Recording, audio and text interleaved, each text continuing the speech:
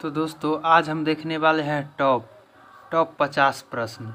ये कहीं ना कहीं जो एग्ज़ाम होने वाला है बिहार पुलिस फायरमैन और प्रोहिबिटेशन कांस्टेबल यानी कि मद्य निषेध सिपाही, उसमें कहीं ना कहीं यही सब प्रश्न आपको देखने को मिल सकते हैं।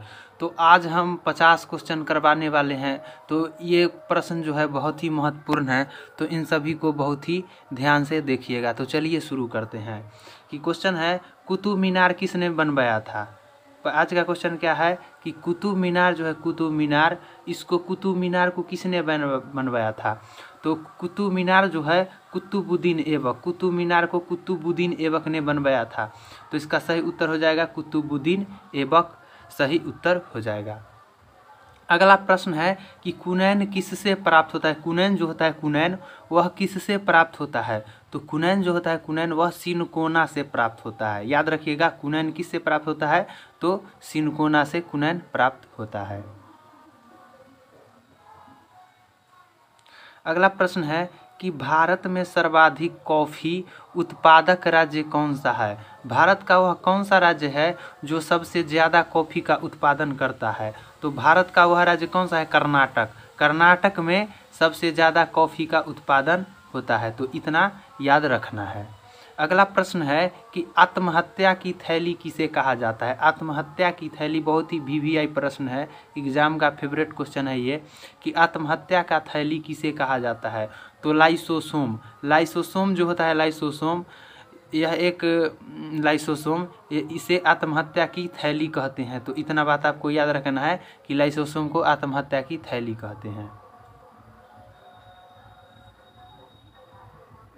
अगला प्रश्न है कि चावल को बार बार धोने से कौन सा विटामिन नष्ट हो जाता है। चावल जो होता है खाने वाला चावल, उसको बार बार धोने से कौन सा विटामिन नष्ट हो जाता है। तो चावल को बार बार धोने से विटामिन B6 जो होता है वह नष्ट हो जाता है चावल को बार बार धोने से। अगला प्रश्न है कि मार्स गैस के रूप में किसे जाना जाता है। किस गैस को मार्स गैस के रूप में जाना जाता है। तो वह गैस कौन सा है, मीथेन। मीथेन गैस जो होता है मीथेन गैस, उसको हम मार्स गैस के नाम से जानते हैं। अगला प्रश्न है कि कौन सा अनुच्छेद ग्राम पंचायत से संबंधित है। संविधान का वह कौन सा अनुच्छेद है जो जिसे ग्राम पंचायत है वह उससे संबंधित है। तो अनुच्छेद 40, अनुच्छेद 40 संविधान के अनुच्छेद 40 में ग्राम पंचायतों का वर्णन मिलता है। तो यह अनुच्छेद बहुत ही वीवीआई है, तो इसको आपको याद रखना है, ये कहीं ना कहीं देखने को मिल सकते हैं। अगला प्रश्न है कि महात्मा गांधी ने पहली बार सत्याग्रह कहाँ किया था। महात्मा गांधी जो है प्रथम बार सत्याग्रह का प्रयोग कहाँ किस जगह पर किया था। तो वह जगह है बिहार के चंपारण जिला। बिहार के चंपारण जिले में महात्मा गांधी जो है पहली बार सत्याग्रह का प्रयोग किए थे। तो इतना आपको याद रखना है।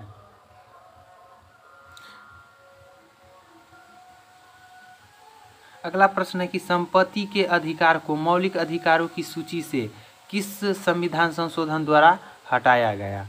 संपत्ति का जो अधिकार है उसे संपत्ति के अधिकार को मौलिक अधिकारों की सूची से किस संविधान संशोधन के द्वारा हटाया गया। तो इसे 44वें संविधान संशोधन, संपत्ति के अधिकार को संविधान के मौलिक अधिकारों की सूची से 44वें संविधान संशोधन के द्वारा इसे हटा दिया गया। तो ये भी वीवीआई क्वेश्चन है कि संविधान के मौलिक अधिकार से संपत्ति के अधिकार को 44वें संविधान संशोधन द्वारा हटा दिया गया। अगला प्रश्न है कि भारत और पाकिस्तान के बीच सीमा निर्धारण कौन सी रेखा करती है। बहुत ही वीवीआई है, एग्जाम का बहुत फेवरेट क्वेश्चन है ये कि भारत और पाकिस्तान के बीच का सीमा का निर्धारण कौन सी रेखा करती है। तो यह रेखा कौन सी है, रेड क्लिप रेखा। रेड क्लिप रेखा जो होता है वह भारत और पाकिस्तान के सीमा का निर्धारण करता है। अगला प्रश्न है रामकृष्ण मिशन की स्थापना किसने किया था। रामकृष्ण मिशन जो है उसकी स्थापना किसने की थी। तो इसे स्वामी विवेकानंद के द्वारा रामकृष्ण मिशन की स्थापना की गई थी। अगला प्रश्न है कि रामकृष्ण मिशन की स्थापना किस वर्ष हुई थी। तो रामकृष्ण मिशन की स्थापना जो है वह 1896 ईस्वी में 1896 ईस्वी में जो है रामकृष्ण मिशन की स्थापना की गई थी। अगला प्रश्न है कि दिल्ली स्थित जामा मस्जिद को किसने बनवाया था। दिल्ली में जो जामा मस्जिद स्थित है उसको किसने बनवाया था। तो उसे शाहजहां ने बनवाया था। दिल्ली में जो जामा मस्जिद है उसको शाहजहां ने बनवाया था। अगला प्रश्न है कि भाषाओं का संबंध किस अनुसूची से है। भाषाओं का संबंध किस अनुसूची से है। तो ये जो है 8वीं अनुसूची। 8वीं अनुसूची में कितने 22 भाषाओं का उल्लेख है। 22 भाषाओं का उल्लेख है 8वीं अनुसूची में।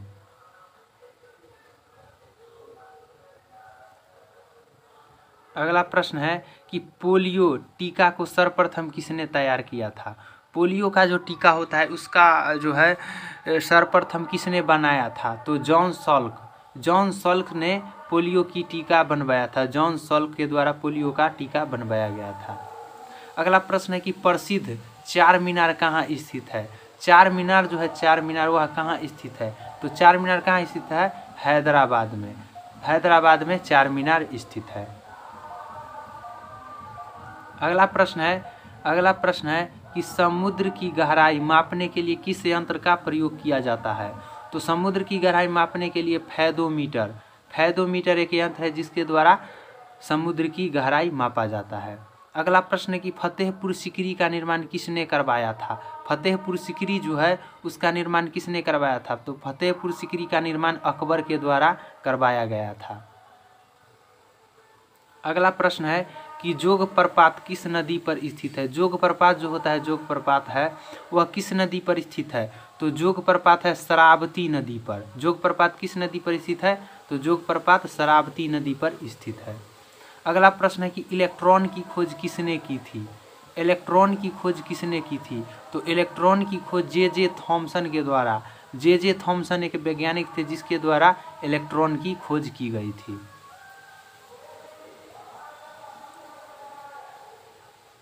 अगला प्रश्न है कि कौन सा अनुच्छेद हिंदी को भारत की आधिकारिक भाषा घोषित करता है। वह कौन सा अनुच्छेद है जो हिंदी को भारत की आधिकारिक भाषा घोषित करता है। तो अनुच्छेद 343। अनुच्छेद 343 जो है वह भारत को हिंदी को आधिकारिक भाषा घोषित करता है। 343 अनुच्छेद। अगला प्रश्न है कि विद्युत बल्ब में किस गैस का प्रयोग किया जाता है। विद्युत बल्ब जो होता है उसमें किस गैस का प्रयोग किया जाता है। तो हीलियम एक अक्रिय गैस होता है जिसको विद्युत के बल्ब में प्रयोग किया जाता है। अगला प्रश्न है कि शुद्ध जल का पीएच मान कितना होता है। तो शुद्ध जल का जो पीएच मान होता है वह 7 होता है। शुद्ध जल का पीएच मान कितना होता है 7। ये एग्जाम प्लेयर चैनल का नाम है तो घबराइएगा मत। दोस्तों अगर अच्छा लग रहा है तो वीडियो को लाइक कीजिएगा, चैनल को सब्सक्राइब जरूर कर लीजिएगा। अगला प्रश्न है कि दुधवा नेशनल पार्क किस राज्य में स्थित है। दुधवा नेशनल पार्क जो है वह किस राज्य में स्थित है। तो दुधवा नेशनल पार्क उत्तर प्रदेश राज्य में स्थित है। कौन से राज्य में। उत्तर प्रदेश राज्य में दुधवा नेशनल पार्क स्थित है। अगला प्रश्न है कि प्रथम विश्व युद्ध की अवधि क्या थी। प्रथम विश्व युद्ध जो है उसकी अवधि क्या थी। तो प्रथम विश्व युद्ध की अवधि थी 1914 से 1918। 1914 से 1918 प्रथम विश्व युद्ध की अवधि थी। अगला प्रश्न है किसे कभी यहाँ पर बंद है भंग यहाँ पर होगा मिस्टेक है भंग। किसे कभी भंग नहीं किया जा सकता। संसद के किस सदन को कभी भंग नहीं किया जा सकता। तो यह राज्यसभा। राज्यसभा जो होता है वो एक अस्थाई सदन होता है। एक अस्थाई सदन होता है जिसे कभी भी भंग नहीं किया जा सकता है। अगला प्रश्न है कि भारतीय संविधान का कौन सा अनुच्छेद राष्ट्रपति को सरकार से सूचना प्राप्त करने की शक्ति प्रदान करता है। तो वह अनुच्छेद जो है वह अनुच्छेद 78 के 1 है जो राष्ट्रपति को सरकार से सूचना प्राप्त करने की शक्ति देता है राष्ट्रपति को। अगला प्रश्न है कि राष्ट्रीय विज्ञान दिवस कब मनाया जाता है। राष्ट्रीय विज्ञान दिवस कब मनाया जाता है। तो राष्ट्रीय विज्ञान दिवस जो है, राष्ट्रीय विज्ञान दिवस यह मनाया जाता है 28 फरवरी को। 28 फरवरी को राष्ट्रीय विज्ञान दिवस मनाया जाता है। बहुत VVI प्रश्न है ये। अगला प्रश्न है कि कन्हा टाइगर रिजर्व किस राज्य में स्थित है। कन्हा टाइगर रिजर्व किस राज्य में स्थित है। तो कन्हा बाघ अभयारण्य जो है यह मध्य प्रदेश राज्य में स्थित है। कन्हा किस राज्य में है, तो मध्य प्रदेश राज्य में स्थित है। अगला प्रश्न है कि पीतल किसका मिश्र धातु है। पीतल जो है, पीतल वह किसका मिश्र धातु है, तो ये तांबा और जस्ता।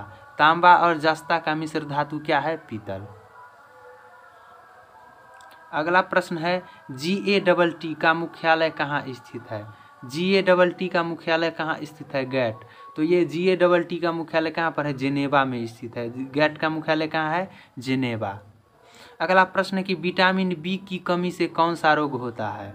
वह कौन सा रोग है जो विटामिन बी की कमी से होता है, तो वह है कौन, बेरी बेरी। विटामिन बी की कमी से कौन सा रोग होता है, बेरी बेरी। अगला प्रश्न है कि महमूद गजनी ने भारत पर कितनी बार आक्रमण किया था।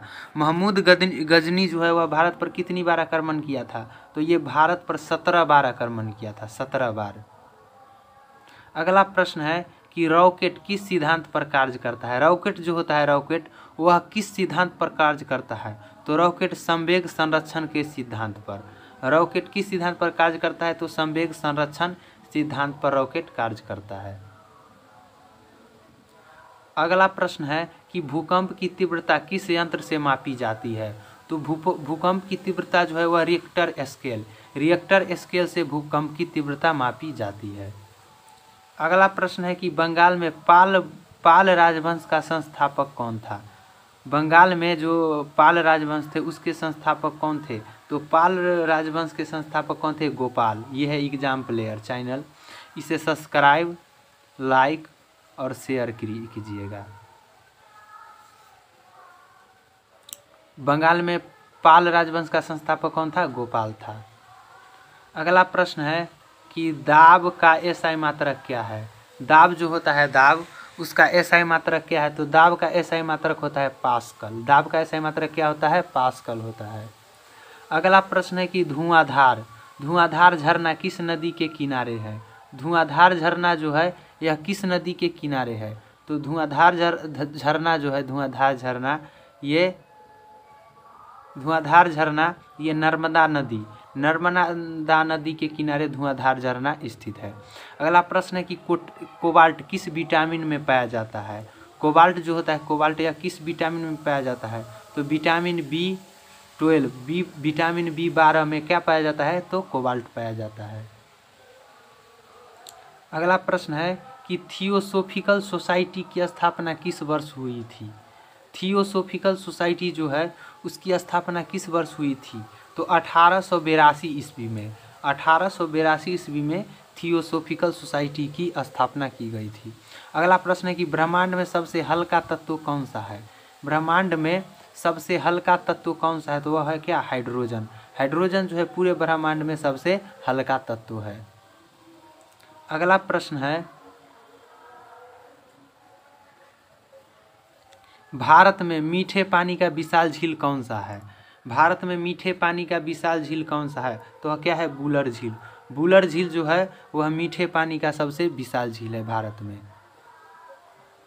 अगला प्रश्न है कि महात्मा गांधी ने केवल एक बार किस वर्ष कांग्रेस के बेलगांव वार्षिक सम्मेलन की अध्यक्षता की गई थी। बहुत VVI प्रश्न है ये, इतिहास का फेवरेट क्वेश्चन है कि महात्मा गांधी केवल एक ही बार जो है भारतीय राष्ट्रीय कांग्रेस की जो है अध्यक्षता की गई थी, तो 1924 ईस्वी में बेलगांव, कांग्रेस के बेलगांव जो कि कर्नाटक में है। कहाँ पर स्थित है, बेलगांव कर्नाटक में है।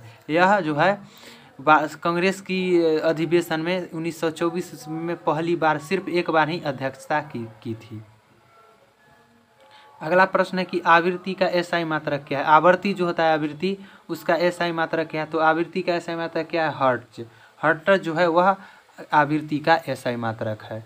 अगला प्रश्न है कि असहयोग आंदोलन की शुरुआत किस वर्ष हुई थी। असहयोग आंदोलन जो है उसकी शुरुआत किस वर्ष हुई थी, तो 1920 ईस्वी में। 1920 ईस्वी में असहयोग आंदोलन की शुरुआत हुई थी।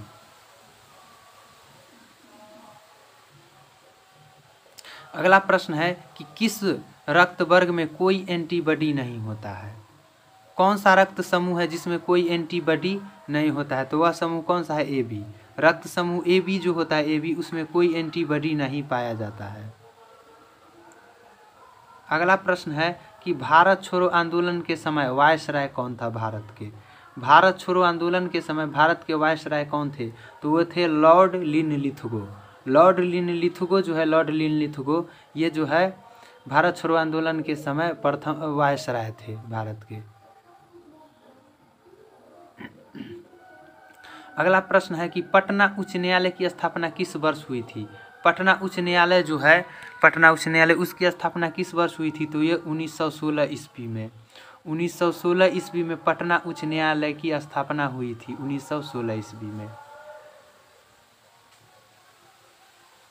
संसद का निम्न सदन क्या कहलाता है, तो संसद का निम्न सदन जो है, संसद का निम्न सदन, उसे लोकसभा को संसद का निम्न सदन कहते हैं, क्योंकि लोकसभा को कभी भी विघटित किया जा सकता है, कभी भी विघटित किया जा सकता है, लोकसभा को कभी भी विघटित किया जा सकता है। अगला प्रश्न है कि कौन सा अनुच्छेद बच्चे को कारखानों में काम करने का प्रतिरोध करता है। भारतीय संविधान का कौन सा अनुच्छेद है जो बच्चों को कारखानों में काम करने का प्रतिरोध करता है, तो ये अनुच्छेद 24 है। अनुच्छेद 24 जो है वह बच्चे को कारखाना में काम करने का विरोध करता है। तो दोस्तों ये थे टॉप 50 क्वेश्चन। ये जो है बहुत VVI प्रश्न थे, ये कहीं ना कहीं एग्जाम में आपको देखने को मिल सकते हैं। तो अगर वीडियो अच्छा लगे तो वीडियो को लाइक कीजिएगा, चैनल को जो है इस चैनल एग्जाम प्लेयर चैनल को सब्सक्राइब कीजिएगा और वीडियो को अधिक से अधिक शेयर कीजिएगा, ताकि हमें और भी मोटिवेशन मिलते रहें और हम इसी तरह के वीडियो आपके सामने लाते रहें। तो वीडियो देखने के लिए बहुत बहुत धन्यवाद। फिर मिलते हैं अगले वीडियो में।